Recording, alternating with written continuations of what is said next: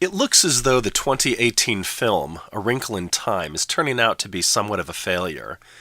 And the question is, why did this happen?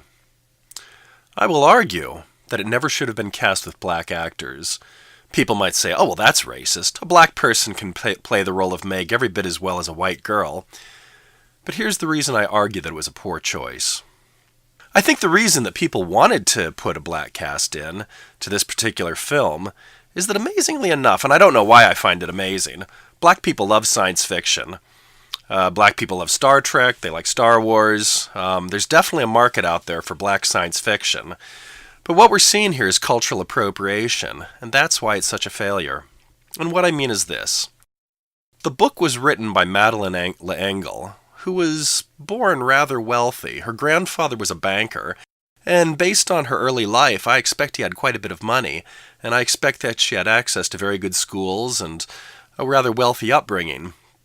She was born in, I believe it was 1918, so she was a small child in the 1920s.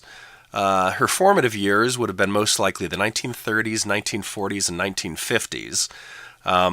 The book itself was actually written in or I should say published in very, very early 1962.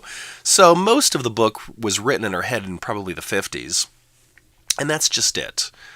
We're dealing with the interests, the hopes, the religious views, and the conflicts of a wealthy white girl of the 1930s, 1940s, and 1950s. And the question is this.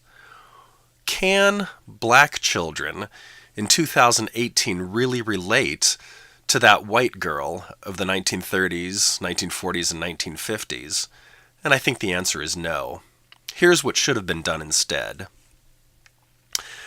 I do believe that black people love science fiction. Instead of the cultural appropriation, black people should be making their own new black science fiction with black interests of today, black conflicts of today, black hopes of today.